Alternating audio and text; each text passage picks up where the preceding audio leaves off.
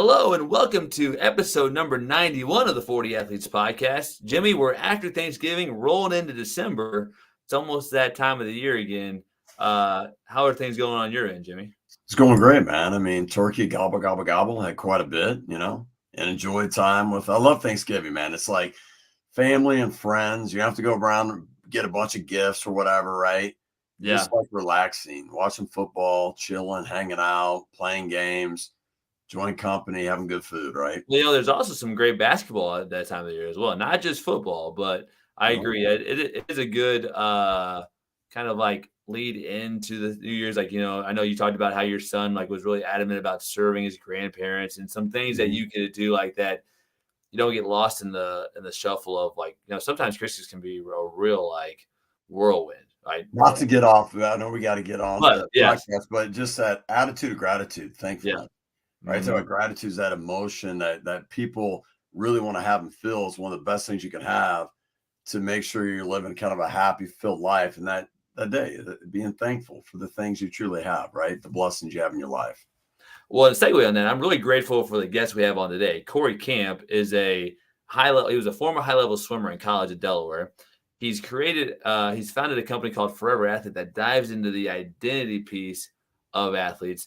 And he's also a certified mental performance coach, which you and I know, too much is focused on the physical side. So we can get in that mental, spiritual, emotional side of things as well. So I'm really excited to bring Cory on today to dive into some of these things that athletes struggle with. And so, Cory, thanks for joining us from the great state of Texas today. Looking forward to having you on today. How's it going? Good, guys. It's funny you mentioned great state of Texas. I was on the road this morning, had to drop off my car for some service, and one of the roadwork signs that caught my eye said, "Slow down, you're already in Texas." And I was like, well, that's fair. I'm acclimating here. I've only been here for like 6-7 months, but feeling grounded, feeling good and strong in this community. So I can't complain. Well, cool. Yeah, no, actually my wife and I were just in Texas like 2 weeks ago as well. So, and actually in Austin. So it's cool. It must be something about bringing people to Austin for a short time to a long time. But you go into, and not to use this term because you were a swimmer, but I want to dive into limiting beliefs. Okay. Because you're all about identity, you're all about helping athletes, which is huge. What are they? Where do our limiting beliefs come from? And, how can we overcome them or defeat them to kind of help us empower ourselves to create new beliefs? Such a good question. I appreciate it right off the bat. I think first and foremost, if we are to define limiting beliefs, it's going to be relative to the individual. Everyone has limiting beliefs in different capacities.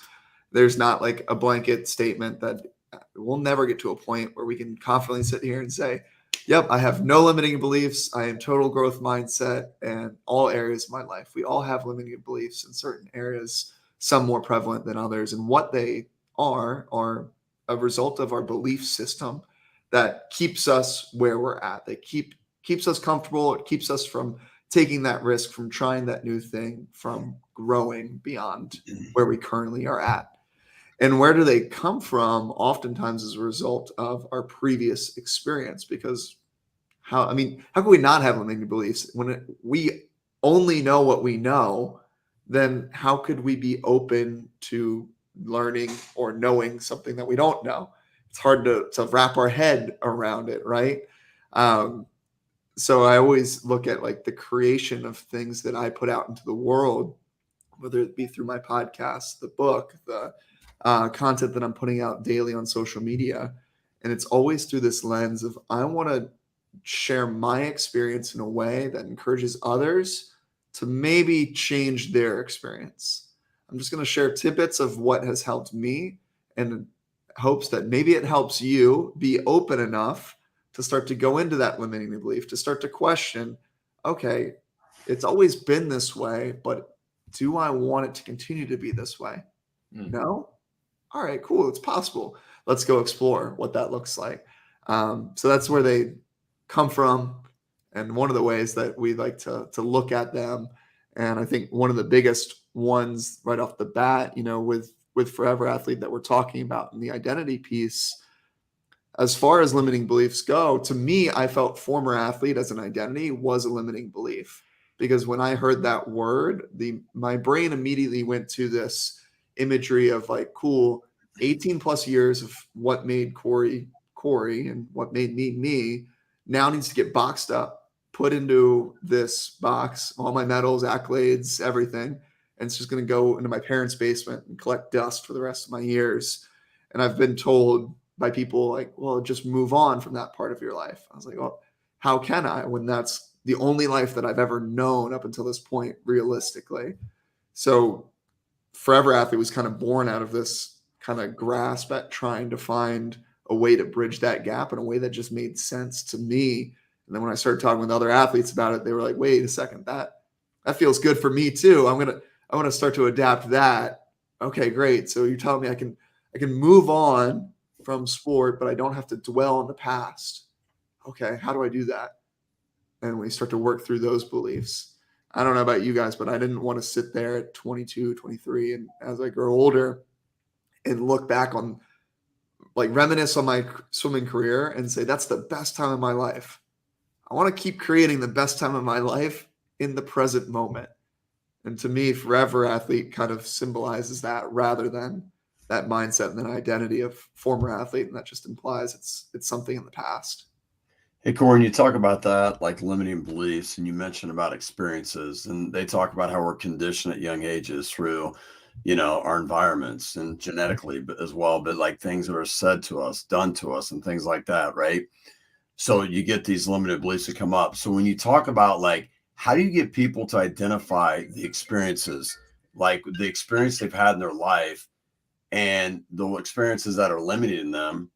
And how do you get them to see what that experience was, and then also maybe shift their perspective or point of view of that experience to get them to really truly believe they aren't limited and they can go after what they want and accomplish great things in life?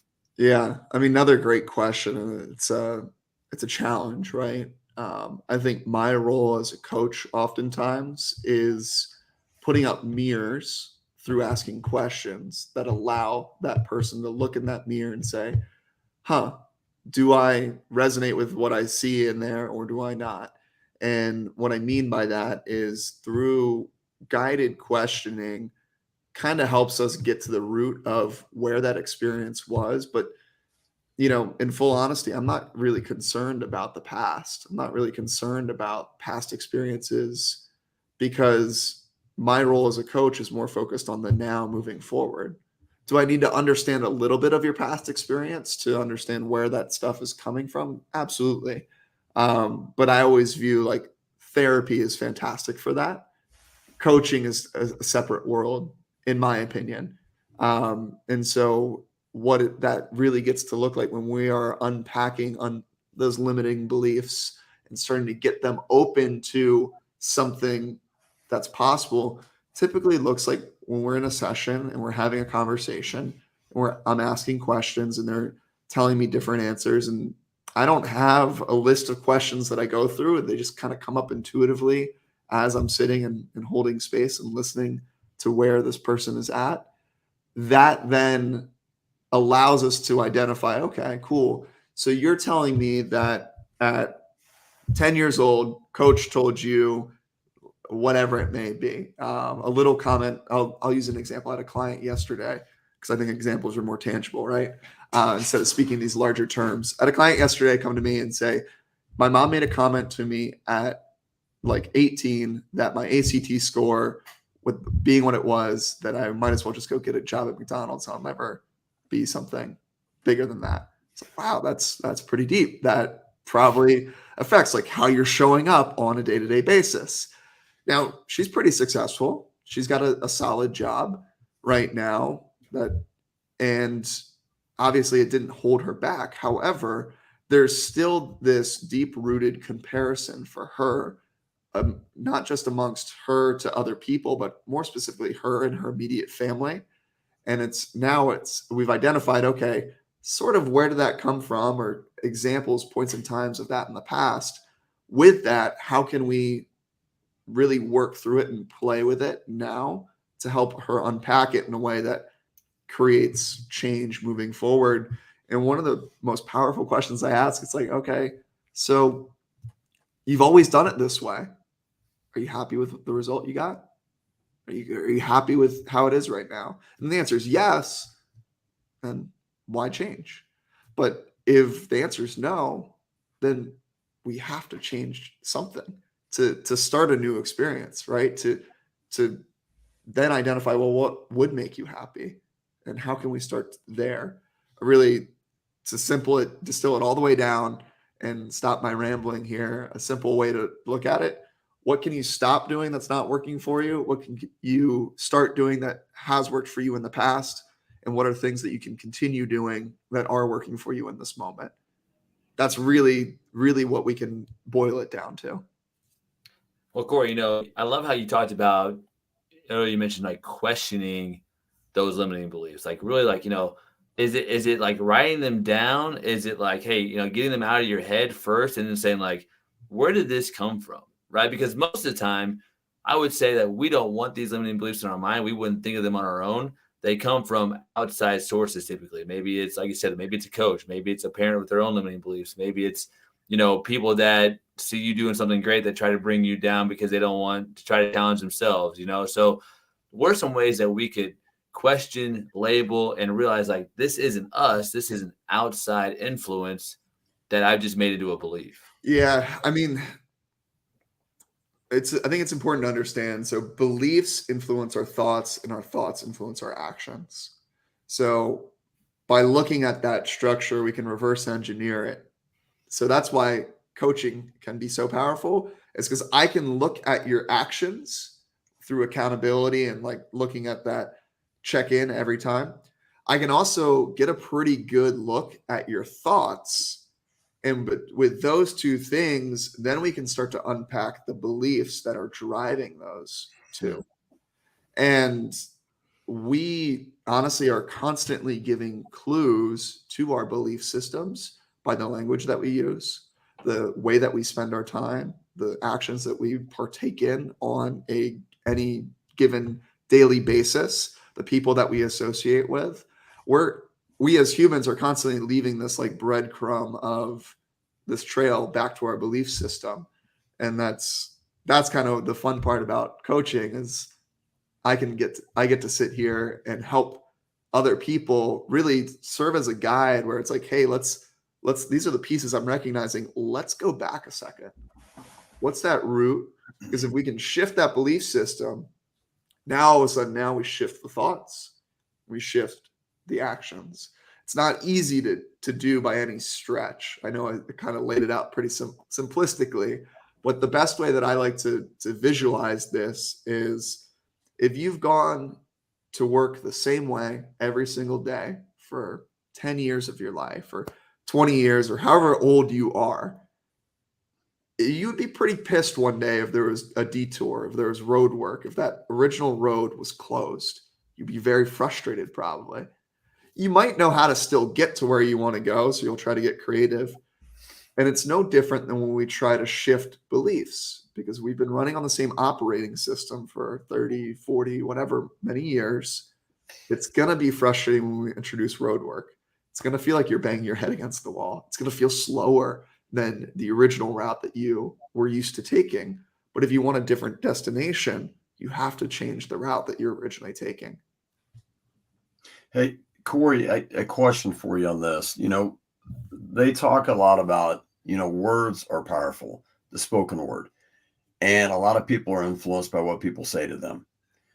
What can you say about like to coaches, to teachers, to parents, things they should maybe say and maybe not say that can have an impact on a kid's belief in themselves? Because, I've heard stories like the kid he's drawn up to shoot a game winner. Mm-hmm. And he went to the coach and goes, "Coach, what if I miss it?" And the coach is like, "You make it, I believe in you. If you miss it, I still believe in you."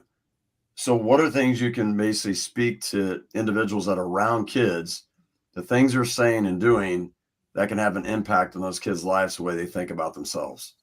Well, I think at its core, what you just said, like it's a great coaching moment, right? Coachism that we can take away and be like, yeah, it doesn't matter. But we distill it in a way of what I hear when you say that is regardless of that external result, you're still worthy. You're still worthy of taking that shot, and encouraging these youth, encouraging these athletes to still take risks regardless of external results. Because at the end of the day, we want to reinforce that you are worthy to be confident, you are worthy in general, you're worthy to be loved, regardless of anything external. Just simply by being you, by being born into this life, you are worthy of receiving that, and you can make a conscious decision for that. So when coaches, teachers are dealing with youth, I mean, the human brain, you said earlier, like, we're very susceptible to words that are being said to us. That's true to for all of us the later we get in our lives, but it's especially true in that like really malleable period of youth, and how we are spoken to, whether it be through parents, teachers, coaches. Those are typically those three biggest role models, right? Or people that have their hands on our lives and interact with us when we were children and growing up and going through those malleable years of our lives. We get to be very intentional as the adults, as the mentors, as the coaches, as the leaders in that role, very selective with those words, very intentional with the words, in a way that continues to reinforce that regardless of external result, it's worthy. It's really honorable to show up and do the work, regardless of if the ball goes in the hoop. That's one thing. Like I remember Sarah Blakely, Spank, she talked about that her dad would ask her daily, Yep. like, what did she fail at? What did she do that she didn't, that she made mistakes on or whatever? And he encouraged her to fail, encouraged her to make mistakes. Is that something as, individuals that are around kids, like encourage them to take chances and understand the mistakes don't define who they are, right? And does that help develop that growth mindset where they understand, like, it's not defining me, I can go after what I want, I'm going to learn and grow through these experiences? 100%. I mean, what Sarah's dad did really well, but whether it be intentionally or unintentionally, was he helped develop Sarah's relationship with failure to be truly neutral. She looked at it through this lens of it truly didn't have a positive charge or a negative charge. It was just feedback for her. And that's what it really boils down to for athletes.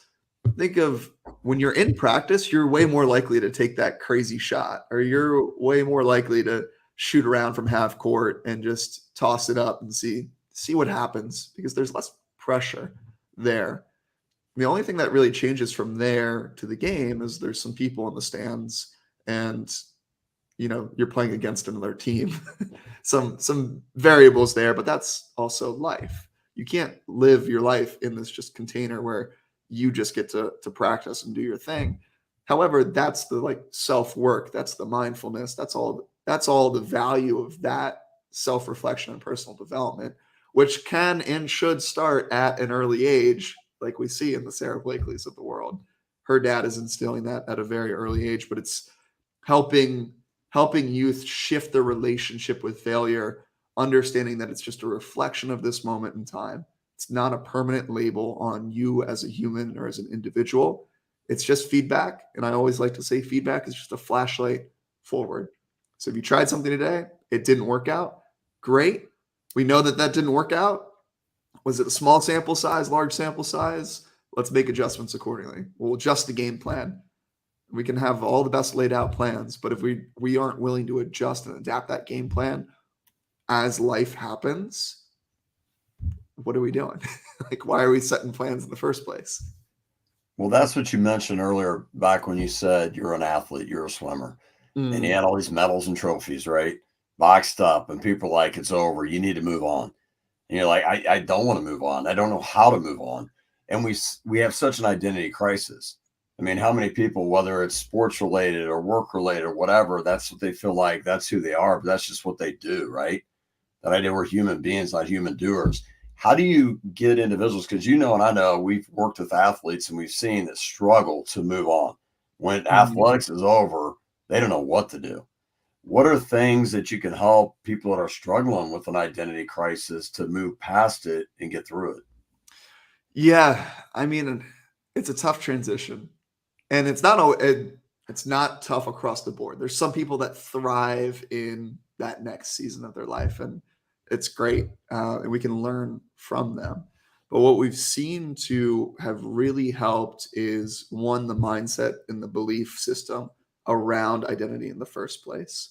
So there's an evolution of just identity as a whole. We talked earlier about the like malleable, younger athlete, younger children. They are in that stage where they're trying to figure out their identity. Like I think back to swimming, and when I first found swimming, I didn't have any confidence. I didn't have a sense of who I was. I got decent grades or pretty good grades, but it wasn't until I started to like really thrive in the pool that I started to really develop this sense of self and this sense of like, okay, great. I'm really good at this. I can hold my chest up high. I can hold my head up high and walk around like I'm that guy.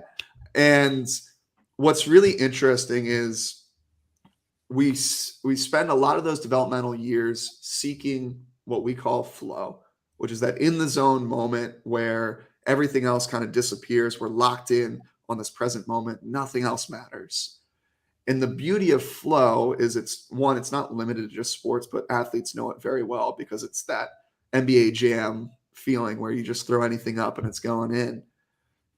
On the flip side of like when you're in flow itself, parts of your brain turn off that differentiate like where does Jimmy end, where does Jason end in the rest of the world?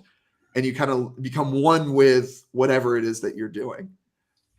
On the converse side, when you're out of flow after an experience like that, it actually deepens your sense of self, your sense of who you are, and the sense of belonging towards something bigger. So it's important to kind of understand that because that's what athletes are finding and reinforcing through sport. So when you develop early success, when you develop success in sport, what is happening is you're going through this constant cycle of like, okay, I lost myself in this meet. I had an awesome performance. Great. My sense of self now increases. And that is key when we're trying to figure out, we're in that playground almost of figuring out who we are. As we start to progress, as we start to develop into these later years, once we have a identity, that's like second stage of identity development. First stage is trying to figure out who the heck you are. Second is, okay, cool, we got one. We found one that stuck. We're going to double down on this. We're going to keep playing with it and see what happens. That's where it gets a little bit dicey, a little bit tricky, because you can get a lot of people get stuck in one identity and only in one identity. Whereas that third stage, that final stage, and this is what would help a lot of people with this transition, making it a little bit easier, is embracing the paradox that we can be multiple things. In fact, we can have multiple identities, and we should. Because when we only have one, what happens when that one doesn't go well? When you don't have a good race? I love my mom growing up because she didn't have a swimming background. My dad did. My dad swam in college. So my dad could be a little bit more critical of my performance. I could have the worst race in the world. I'll never forget, like one year I was totally off, a little bit sick, added a minute in my mile, which to me was like life or death. Like that was the worst thing I could have ever put forth. And I'm riding back, and my mom took me to the session instead of my dad that day. We're in the car, and she goes, "It was only a minute. That's not that bad, right?" And I was like, "Mom, like it's the end of the world. Like that's my dream. Never gonna happen now. Never gonna be able to swim at the next level." She was like, "You'll have another opportunity." I'm like, "Okay, great." She really helped me start to recognize like there was more to me outside of that identity. And I think that's the value of having people that offer different perspectives in your life. It's great to have the mentors that are in your zone of genius and help you out in doubling down in your business or whatever it is you specialize in. But it's even more valuable to have those people that have no idea what you do for a living and they can just put it in perspective. So a long-winded answer there, but that's sort of that progression of you try to figure out who you are. You figure out who you are through that flow state activity, and you kind of double down on that. The key really lies in when you start to embrace that you can be multiple things, you can have multiple identities, and you start to actively seek out flow experiences in those activities as well. You can find flow in conversation, you can find flow in your relationships, in work, as a father, as a brother. Like there's all these other areas. It's not limited to just one, but we all have what we would say, the last concept I'll introduce is primary flow activities, things that we are naturally good at, which is what athletes typically have found and feel like they've struck gold with their sport because it's a primary flow activity for them. It comes a little bit more naturally for them to access that state while they're doing that activity. But it's important to develop secondary and tertiary flow activities as well. And that develops a holistic sense of identity. And then that way it's like if one's taken away, you don't feel like your world has come crashing down and you're worthless. You have no confidence and you have no idea where to go. Corey, I like going back to the car ride home with your mom and how she just put it in she was calm, perspective. She was positive, but not like overly, nurturing, right? She wasn't like, oh, it's okay. But she was just like, hey, you know what? You'll get another opportunity. And I think the key for parents in that takeaway was like, she was just, even tone, like she wasn't like demeaning, but she wasn't too high, too low. She was just very even keel, which sounded like help you put things in perspective a lot quicker, right? Because that's something like parents can take away of like, hey, you know what? Whether you have your best game or your worst game, just stay as even keel as possible and understand like, hey, you know what? Just encourage your kids. You're going to get another chance. You're going to get another chance. Whether it's in this sport or that sport, another opportunity will happen. Is that something that we can take away from that to help parents? Yeah, 100%. And I think keeping that even keel reflects that concept earlier, feedback being neutral. That's a very tangible way as a parent to communicate that to your kid in a way that actually makes sense to the kid. Mm-hmm. You know what I mean? I'm fully aware that if you tell a 10-year-old, hey, feedback's neutral, they're going to be like, what does that mean? Like, cool, dad. I didn't think it was science class. Like, what are you talking about? Like, what does that mean? But I think that's a huge takeaway. I've honestly never thought of it that way. So appreciate you pulling up some ears and pulling that out. Don't you think too, though, Cory, like us as a society, we tend to, part of this identity crisis, we have kids specialize in sports at such early ages, or, like parents or people are constantly like pushing people to play certain sports, and some kids might not even want to play it per se. But then also too, it's like if they're doing well in certain sports, they get rewarded, right? Mm-hmm. They're constantly getting like, applauded for it, and feel like this is really, it's like dopamine hit. I do this, I get this. This is what I'm becoming, and I enjoy doing this. So to me, it's like something we can do as like parents and teachers and coaches to help kids understand, like, again, this is what you do. Here's who you truly are. You're like this spiritual being in this physical body, being blessed this incredible mind, and you're a human being, not a human doer. Is there a way to go about that to help kids at younger ages to understand that, so there's more balance, and then when they get done with it, they don't have this identity crisis? Yeah, I mean, I think it's the language, like we said earlier, that we're using when we're talking with kids. I coached swimming for 8 years, and it was a blast. And kids originally, they'd kind of scratch their head because they would always come up to me like minutes or seconds before the race, like, Coach, what do I need to do? Cory, what's up? I go have fun with it. Like, it's time to just like go enjoy like what you've done up until this point. And at first they would look at me and be like kind of disappointed. They'd be like, we wanted like some crazy race strategy secret from your career that will help like all of a sudden make them into an Olympic swimmer. And that's just not the case. The case is most people just need to let loose a little bit and go have fun with it. Because that's what they got into that activity for in the first place. Right. So continuing to, I think, with the language, with what we are rewarding, what we are validating.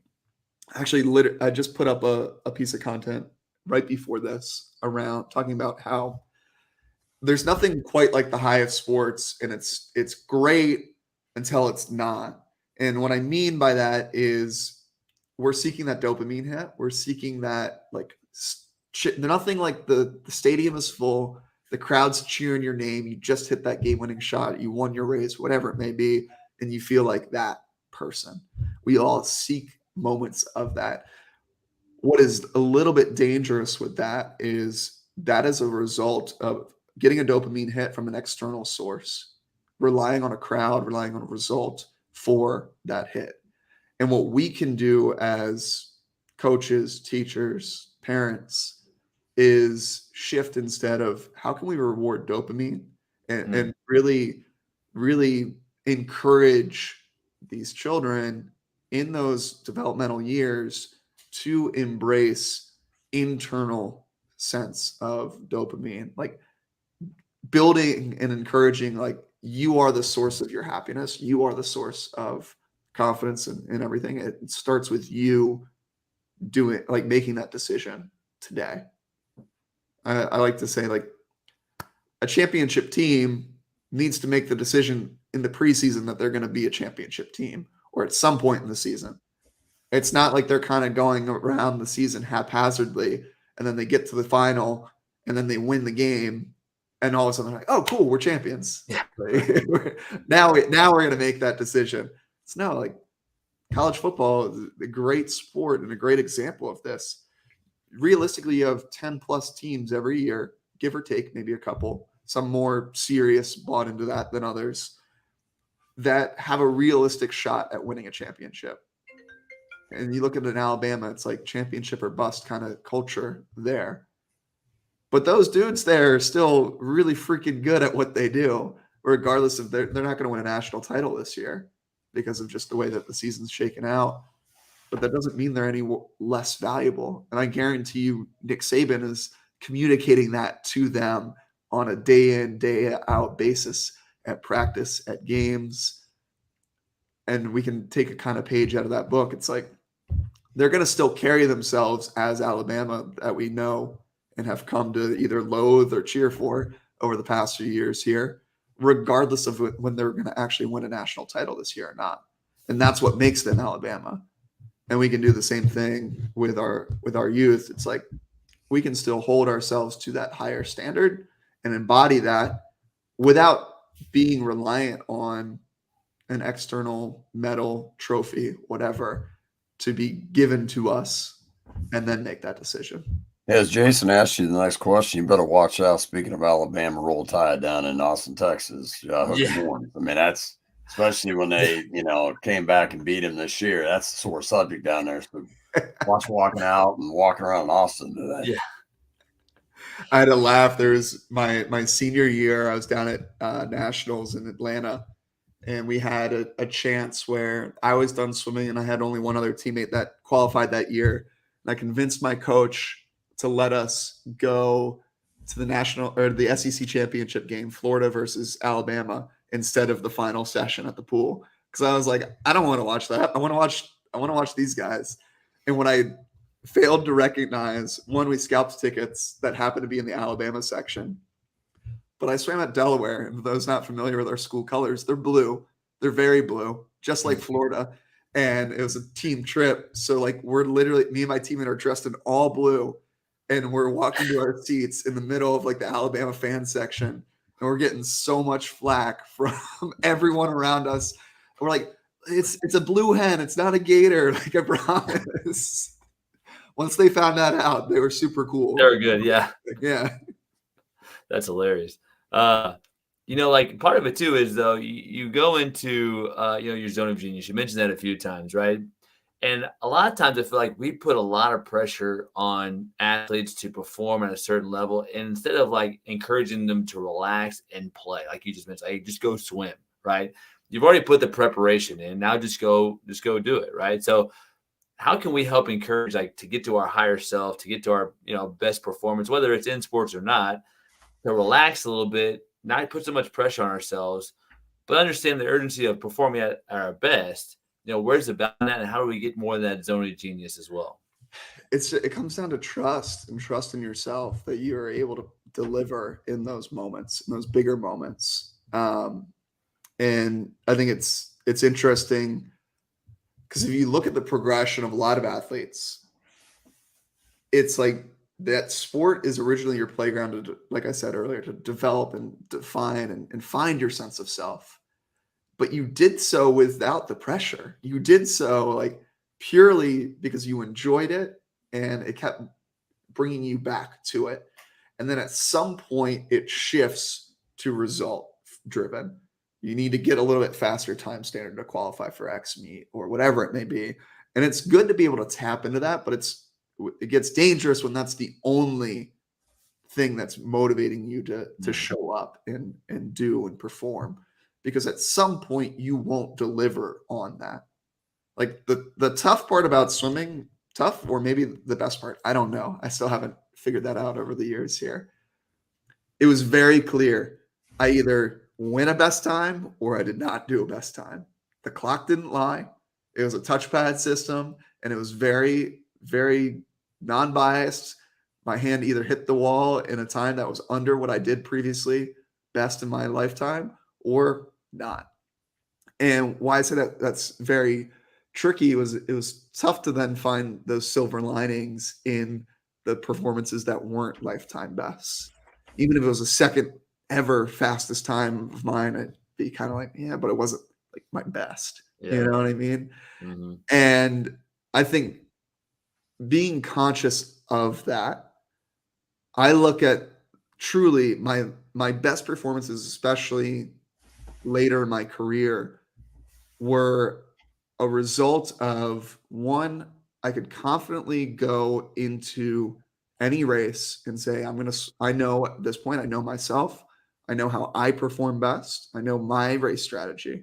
The best advice my dad ever gave me was 14 years old. We're driving to the pool for a meet. And he goes, Cory, just swim your own race. Little did I know that race was going to be as a distance race in the 1,000. And the kid next to me took off right off as soon as we dove in. And I was not that kind of guy. I was someone that held an even pace and got really better the longer the distance went on. Was not a sprinter. I didn't have that in me. And I'll never forget, like, first initial reaction when you're racing someone, even if it's a distance race, is like, crap, I got to catch that guy. I can't let him get away from me. But I was like, Dad, I don't know if you like Jedi mind tricked me or what by putting that into my head right before that race. But I just remembered, okay, my self-talk was, okay, if he wants to go and do that, awesome. That's his race. I'm going to swim mine. I'm going to just chip away. I'm going to reel him in on the back half of this stuff. And sure enough, I was able to and get my hand on the wall first. And that really, really reinforced that trust of like, I know what works for me. I'm going to keep doing what works for me. There's going to be moments in time where there's going to be external factors around me that are going to try to get me off of my game, try to get me to play a different way that doesn't serve me. But I need to trust myself. And that's where it really boils down to for a lot of young athletes. It's how can you trust yourself? How can you trust your strengths? How can you swim your race and let go of that external noise for a minute? Because that's where you find flow. And if you can do so when you release the need for a certain result. It was icing on the cake if I won. But I'd rather go a best time and lose a race than go like 10 seconds off my best time and win the race. To me, like, that didn't really matter. I was out there for me against me. There just happened to be 7 other people in the pool at the same time. And that's hopefully a lesson that I think some youth could take away is like, you can't control what these other people are doing. You can only control your thing. So have fun with your thing. Play to your strengths. Trust yourself in it. And stop putting so much pressure on yourself. It doesn't really actually do you any good. Oftentimes it reduces performance. Hey, Cory, the story of you racing and you know how you can be at your best. Somebody dives in, they're going fast. You're like, oh, I got to catch up. And that idea they talk about is like people are so worried about following the masses, right? And you talked about being conscious. Like, what are strategies and ways that people can build better awareness of themselves and live a conscious life right, in sports and outside of sports as well? I think it's just taking the time, one, to reflect, taking the time to like actually sit with stillness. It's amazing what happens when we actually hit pause. Um, I mean, we saw it collectively March 2020 when we hit pause collectively for some places longer than others, but we hit pause and all of a sudden people were like, oh crap, I'm unhappy at my job, or I didn't like how I was doing that. And there's a lot of power in hitting pause intentionally. You know what I mean? Like March 2020 is a perfect example of that's an unintentional pause. It threw people for a loop. Some people really didn't like what they saw when they hit pause. And so what I say for anyone who's like looking to build awareness, starting very simply with building in like an intentional period in your day, in your week, whatever meets you where you're at, where you're taking inventory, checking in, like, how was my body language today? What was my self-talk? Huh. Okay, where was my focus most of the day? Was it forward focused and like worrying on the future and about the next game or the next meet? Or was it here where my feet were at?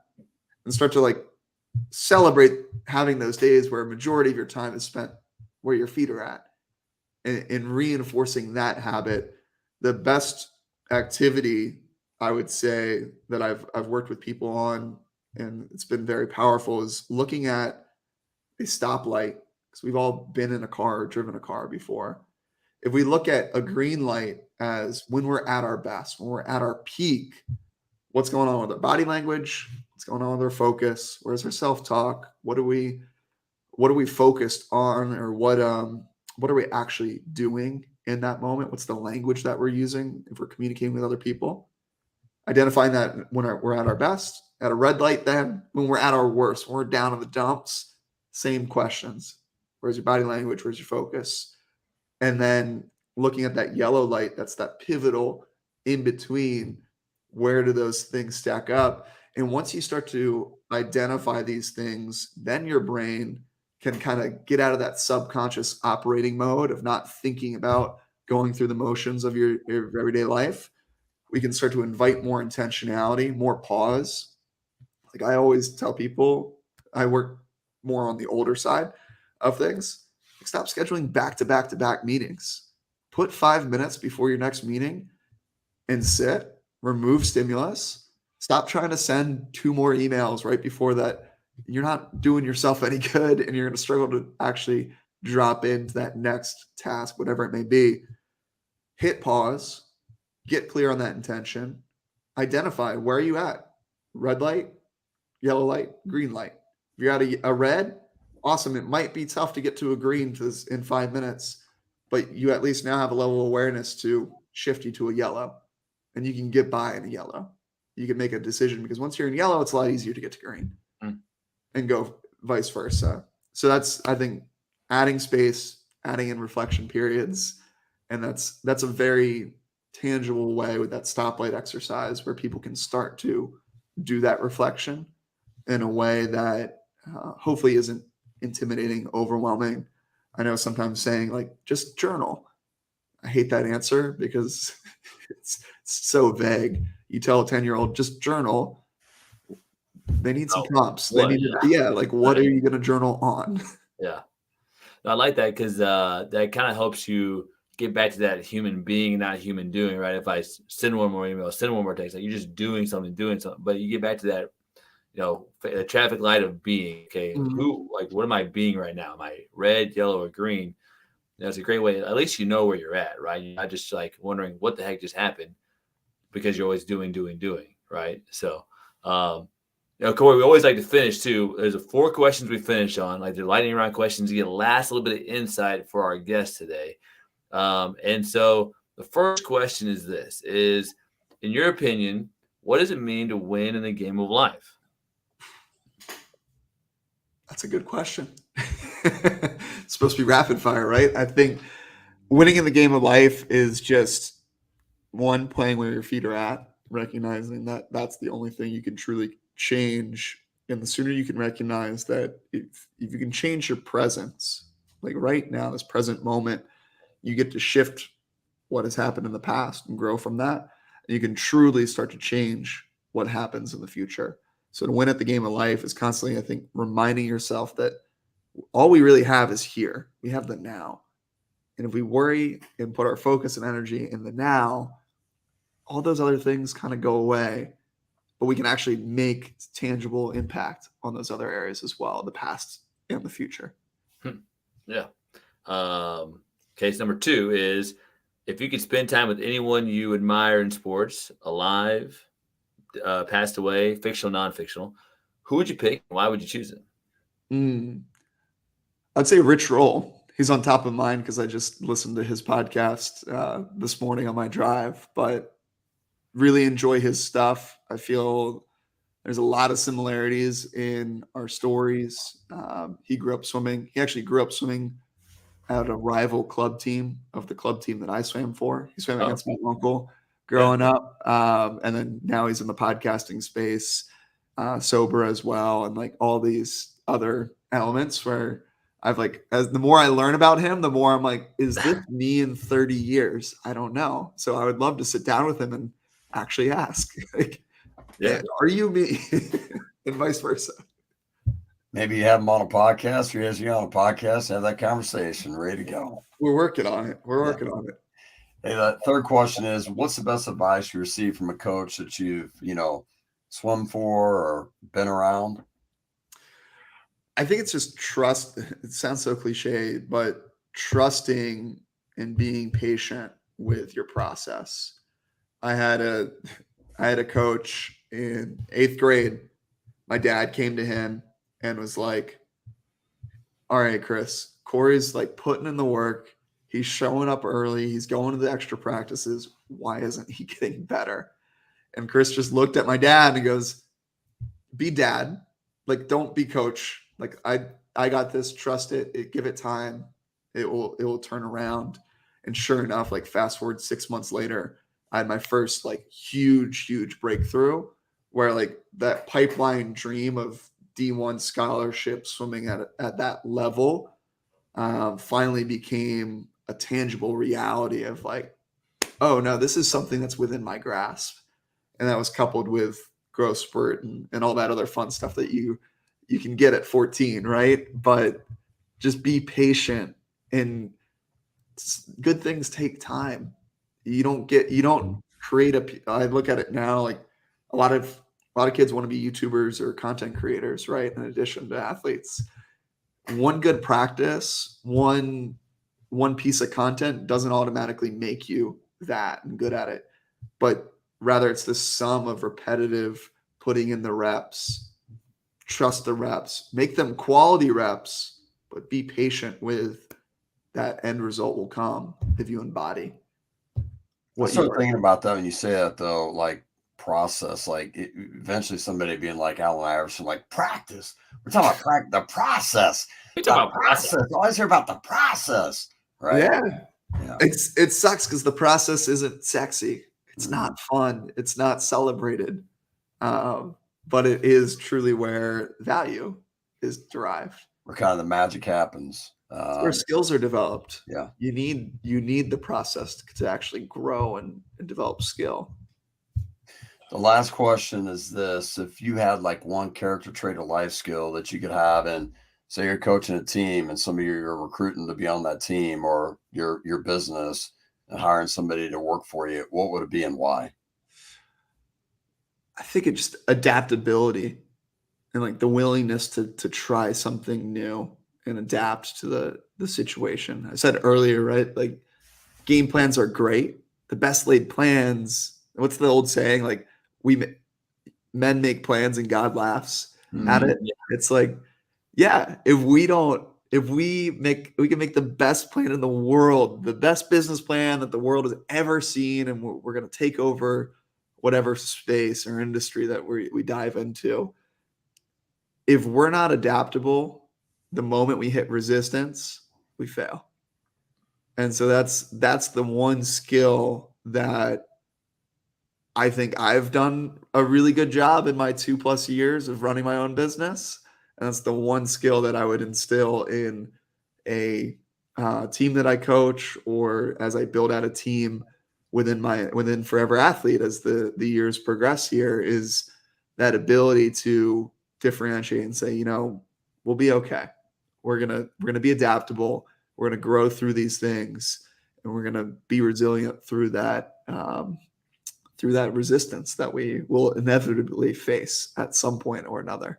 What do you think in games and competitions? I mean, things aren't going your way. They're doing something, the team to you, and you have to adapt, adjust, right?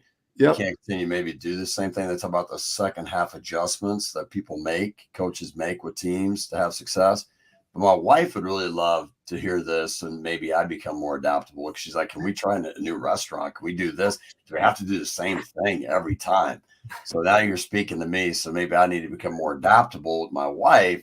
So now she gets like a little freshness in that relationship, right? You started off with limiting beliefs, and like I said, we can have them in some areas and not in others. It's like you can be really adaptable in business and in coaching and in fitness or whatever, and there's some areas where you're just like, I don't really want to adapt.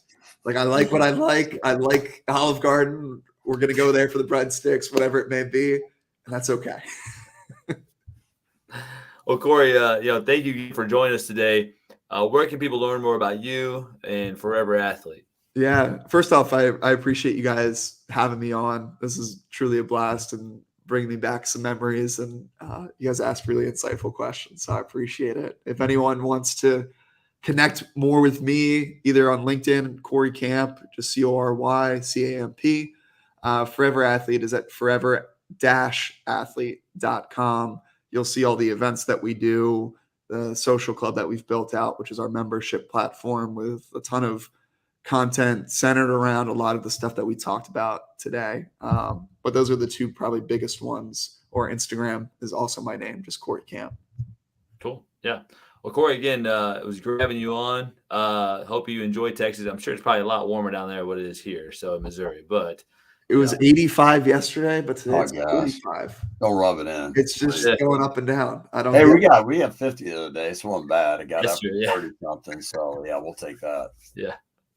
Cory, man, enjoy the rest of your day. And again, thanks for coming on today. Sounds good, guys. Thank you. Thanks, man. Thanks for all you do. Well, Jimmy, we have our YouTube channel. We can always make sure you subscribe to. So go to YouTube, our 40 Athletes channel, to get more of this great insights and interviews that we have. And Jimmy, he was really insightful about, identity, and it's important to just, adapt, but also reflect. I think that was a key thing too, is like just pause, take more moments to pause. And I should probably do that a lot more and reflect and be more of a human being, not a human doer. Yeah. And I think we also, for myself, I continuously evolve in this as a coach and even as a parent, is like watching what we say and we do that can impact people to make them think less about themselves and limit what they feel like they can do.